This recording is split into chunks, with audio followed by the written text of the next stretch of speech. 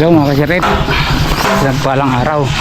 Update lang tayo dito sa San Quintin Pangasinan Project. Pasilip ko lang sa inyo yung progress. Yan. Bali, yan na yung progress. Yung road dito is naglalagay na kami ng tie beam. Bali apat lang na 16mm nilagay namin yan kasi bungalow type lang to. Tapos yung pinaka-stirrup namin is 10mm. Bali magninibil na si paring Willie. Yan, bali complete na to. Shout out kay Imas dyan sa Canada. Dito sa amin mainit, dyan sa inyo yellow. Yan, bali hanggang doon na. Tingnan natin yung kasi magbubuhos kami ngayon. Yan, bali na pormahan na ito mga sirit. Itong pedestal, yung pag-uupuan ng tie beam. Bali ang buhos yan hanggang doon lang sa may butas na yun. Naka-label siya lahat, paikot. At bali ito yung bubuhusan namin ngayon. Bali combine column ginawa namin dito kasi magkadikit na. Siniritz na lang namin yung pinakaparilya nya. Ipa-planted na lang yung column dyan. The same time dito. Ganyan yung Yung kamiti ka pati palita ay buhos angkal. Finish. Uy, ito nakalakaw na din 120 na may ganyan. galot yung apakas jay. Hanga pakas surot jay. Ay, mga pasin ulang. Hanga pakas yata na yung tanelyo. Yan, basta. Yan pastang. Sinurok ka. Bali ito yung para maging perfect yung hulog niya mga sir, kailangan gumamit tayo ng tripod.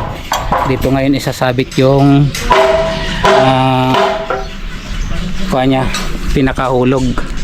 Yan, dito din kukunin niya para hindi gagalaw kasi yung iba nating mga kasamahan dyan pag naghuhulog is kamay lang ginagamit. Dito kasi pasmado lahat yung mga kamay kaya yung pamamaraan namin. Pero talagang kaya siguradong 100% nakahulog. Yan.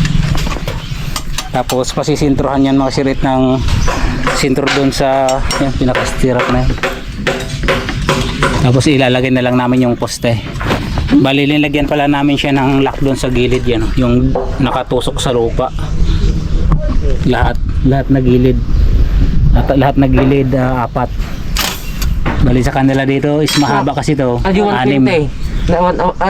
Agad chokes na ta. Maya is magbubuhos na kami. 120. Ano po? Susunod na pag nalagyan na lahat ng parilya sakay papatayo yung poste. Yan mga siret yan. Makikita nyo yan. Yan, may pinakasintro na yung yan, dito yung nakabase dito. Itong eskwela na yan is dinala doon sa baba yung alam rin na yon para sentro yung ating mga poste.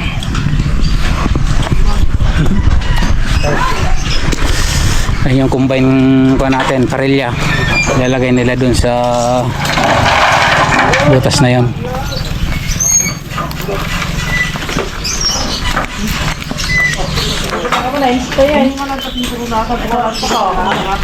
Sililon.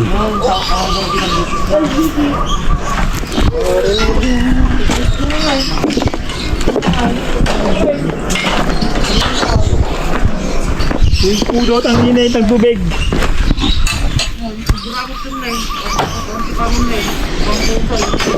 Bali titibigin namin itong pinakawa ko na to, simento. Dadan kasi dito yung tie beam mga siret pupunta dito.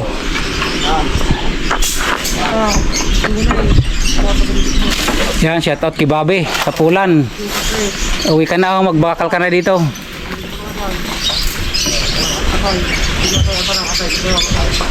Bali yung area pala nito mga siret is ko. Yung dimension I mean 1050 by 10 meters to. Yan. Ito rin yung plano. Yan o. Pa-flash ko sa screen. Yan.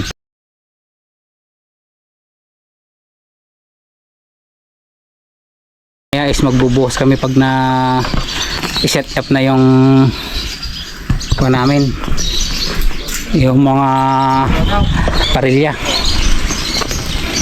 Napakadabis na yun, technique. Ano ba yun?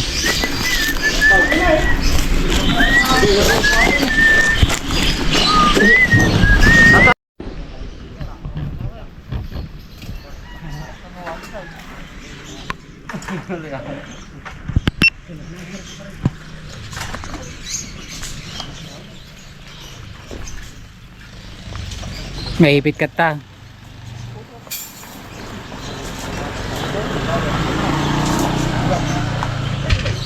Okay.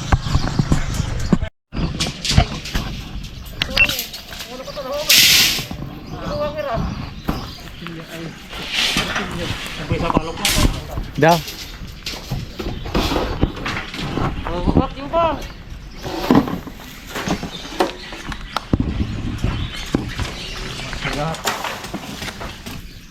Hindi mo matawa mo pansin yung isa.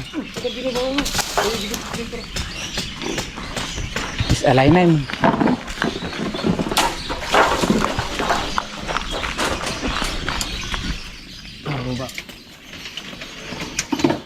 Nagigat pala dirata disalign.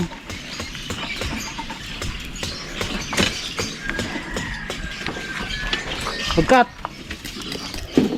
Saka.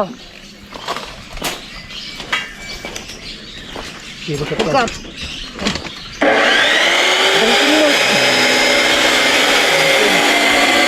Kiyo. Bagpatan niyo tete sa mga tanong to. Siguro hindi ka babae, kumabata, basta sa labong batak. Basta tapon na tutulong mo.